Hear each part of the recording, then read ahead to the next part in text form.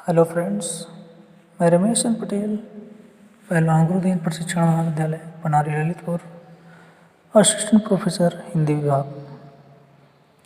आप सभी का पहलवान गुरुदीन ग्रुप ऑफ कॉलेज के यूट्यूब चैनल में बहुत बहुत स्वागत है। ई लेक्चर सीरीज के अंतर्गत हम आज की वीडियो में आप सबके लिए लेकर आए हैं दृश्य काव्य।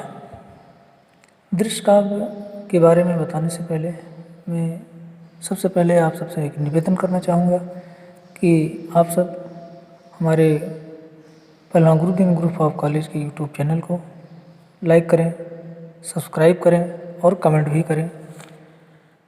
तो सबसे पहले मैं दृश्य काव्य को बताने से पहले बता दूं कि यह जो सामग्री है इसको बुंदेलखंड विश्वविद्यालय के अंतर्गत एमए प्रथम वर्ष के पाठ्यक्रम में शामिल किया गया है।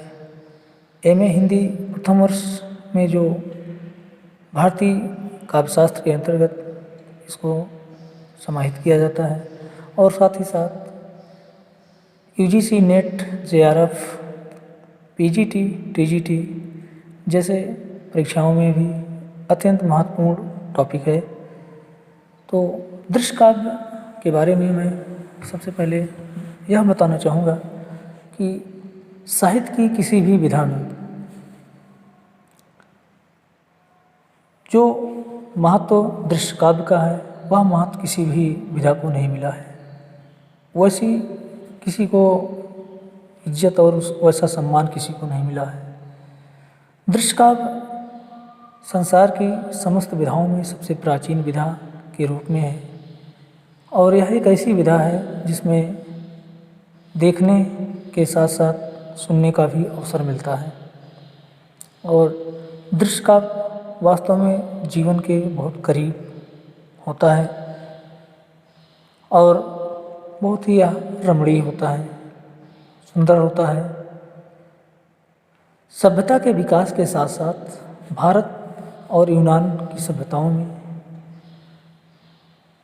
दृश्य काव्य के रूप में सबसे पहले जो हमें दिखाई पड़ता है वह नाटक का रूप दिखाई पड़ता है, जिसे हम दृश्य काव्य में सबसे महत्वपूर्ण समझते हैं। कहा गया है काव्येषु नाटकम रम्यम, अर्थात काव्य में नाटक सबसे रमणीय है। और इसके संदर्भ में पाश्चात्य विद्वानों का भी मानना है कि जो नाटक विधा है वह जीवन की एक अनुकृति है, अर्थात उसकी नकल है।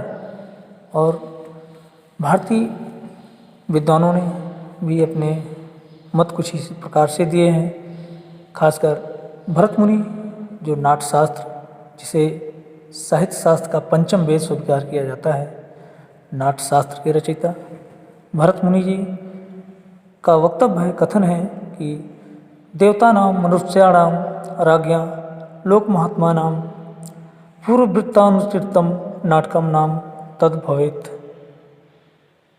तो इस प्रकार से नाटक का महत्व यहाँ पर स्पष्ट हो जाता है। किसी स्थिति विशेष के अनुकरण या उसकी नकल या उसका अभिनय करना ही नाटक कहलाता है,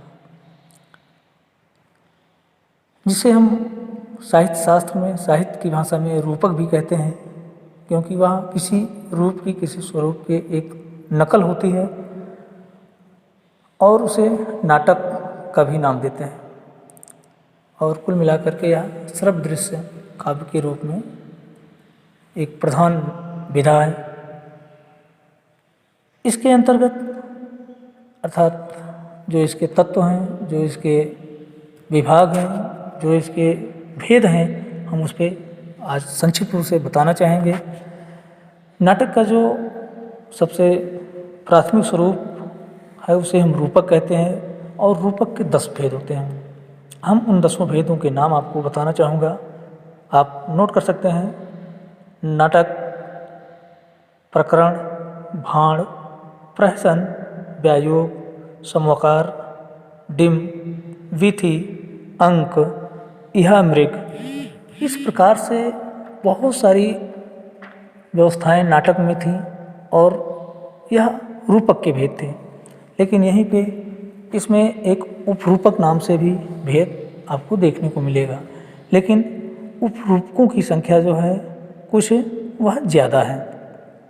तो हम उपरूपकों की संख्या एक बार आपको बताते हैं, जो मुख्य रूप से दृश्य काव्य में शामिल किए जाते हैं। नाटिका, त्रोटक, गोष्ठी, षट्टक, नाट्यरासक, प्रस्थान, उपाल्य, काव्य कृपण, रासक, संलापक, श्री गदित, शिल्पक, विलासिता, ध्रुव मल्लिका, प्रकरणी, हल्लीस तथा भाणिका। इस प्रकार से रूपक और उपरूपक के विभिन्न भेद मिलते हैं, जिसमें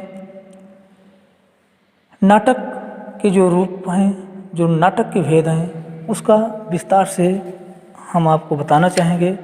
लेकिन उसका विस्तार से बताने के लिए हम आपको ले चलेंगे अगले वीडियो तक। अगले वीडियो में हम आपको यह निश्चित रूप से तय करेंगे कि आपको नाटक के कौन कौन से भेद और उसका क्या महत्व है नाटक में। तो सबसे महत्वपूर्ण हम आपसे 2-3 क्वेश्चन पूछना चाहेंगे इसमें, जैसे कि नाटक में नाट्यशास्त्र की रचना किसने की, इसका उत्तर आप कमेंट बॉक्स में जरूर दीजिएगा। रूपक के कितने भेद होते हैं, इसको आप अपने कमेंट बॉक्स में जरूर लिखिएगा। और उपरूपक के कितने भेद होते हैं, आप अपने कमेंट बॉक्स के माध्यम से हमें ज़रूर बताएं। तो अगली वीडियो में हम इसका उत्तर ज़रूर आपको देंगे। तब तक के लिए आप सभी को नमस्कार, बहुत बहुत धन्यवाद।